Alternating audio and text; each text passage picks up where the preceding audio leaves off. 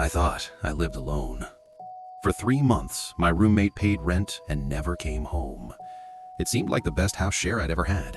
Finding someone in this city is always a risk. Desperate ads and 10-minute meetings with strangers trying to decide if you can trust them in your home. After my last arrangement ended with my roommate trying to install a home podcast studio in the middle of the living room at 3 a.m., all I wanted was something uncomplicated. Someone who pays their rent on time and basically stays out of my way. Leo seemed perfect for that. He was a geological consultant and worked overseas constantly. According to the ad, he was sometimes gone for months at a time. He just needed a home address, somewhere to store some belongings, and a place to crash a few times a year for maybe a week or so every few months. What he was willing to pay in rent seemed like a lot, considering he'd barely be here, but he explained that ease was more important than price for him, and he liked my apartment's location. We met once in a coffee shop. He was normal, polite, clean-cut, firm handshake. By the time we finished our coffee, he had transferred 3 months' rent plus the security deposit. He was off to South America the next morning and said he wouldn't be back for 3 months. He moved his stuff in that afternoon when I was out, so I never saw him. It seemed like the perfect scenario, a roommate who existed mostly on paper. For 2 months, it was. The apartment was silent and calm. It felt like I had the place to myself, only cheaper. Then little things started happening. The first time was subtle enough I almost convinced myself I'd imagined it. A framed photo of my sister and I, which I usually kept on a table near the front door, was on the living room bookshelf. I stood there for a long minute trying to remember putting it there. I couldn't recall ever touching it. I was busy, tired, stressed with work, and so it seemed like the obvious explanation that I'd done it subconsciously and forgotten. I put it back and tried not to think about it. A week later, my favorite coffee mug went missing. It wasn't in the cupboards, the sink, or the dishwasher. After about 10 minutes, I found it in the bathroom sink.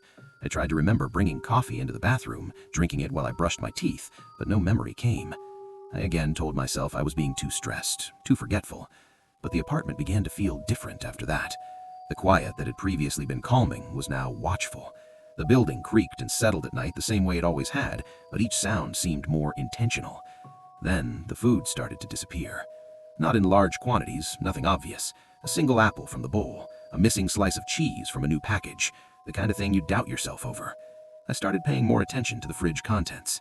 The next day, the pull tab on a can of soda was on the counter. I hadn't opened it. It was at that point the true dread began to sink in. Leo's door at the end of the hall remained shut. He had now been gone for almost 3 months. We'd only corresponded via email twice, once for the rent confirmation, and once because I asked him how the project was going.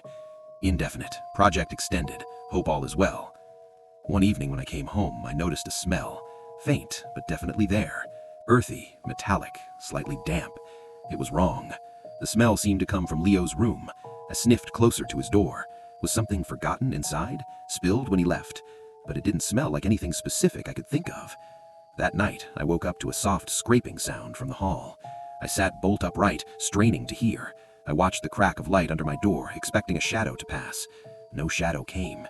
I eventually decided it was just the old building shifting. The next morning, I found the footprint. It was on the kitchen tile, just a few feet from Leo's door, a muddy imprint from the front of a boot with dark soil clinging to it. My blood went cold. The smell, the food, the mug, the footprint.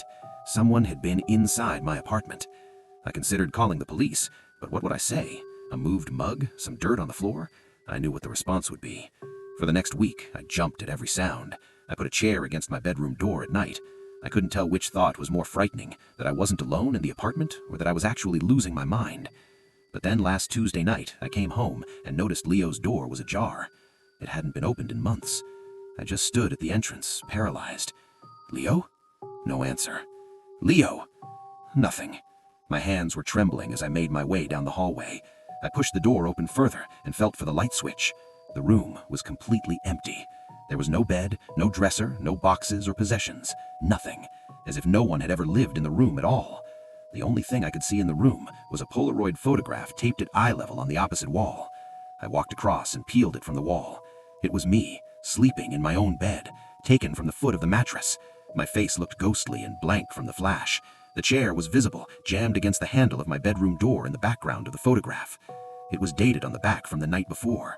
My stomach clenched, and I stumbled backward, my heel catching on something on the floor behind the door. A canvas duffel bag. Inside, tangled and muddy, with thorns clinging to them, were my clothes. And photos, dozens of them, of me cooking, sitting on the couch, watching TV. standing by the sink. In the side pocket of the duffel bag, a small plastic bag contained chunks of my hair and nail clippings. I ran. I left my apartment without any of my belongings, calling the police from the nearest gas station 2 miles away. When the police searched the apartment, they found nothing. Leo's room was empty and clean of all evidence. There was no duffel bag, no photographs, and no scent of him lingering in the room. The landlord stated that Leo had paid his rent and didn't seem to know anything about him. Leo's cell number was disconnected, the only record of his presence being a driver's license linked to a P.O. box. I moved cities 2 days ago. I can't say where I am. I have 3 locks on my front door, and each night I wake up with the distinct feeling that someone is standing at my doorway, watching. I thought I had found the perfect roommate, someone who was never there. The truth is, he was always there.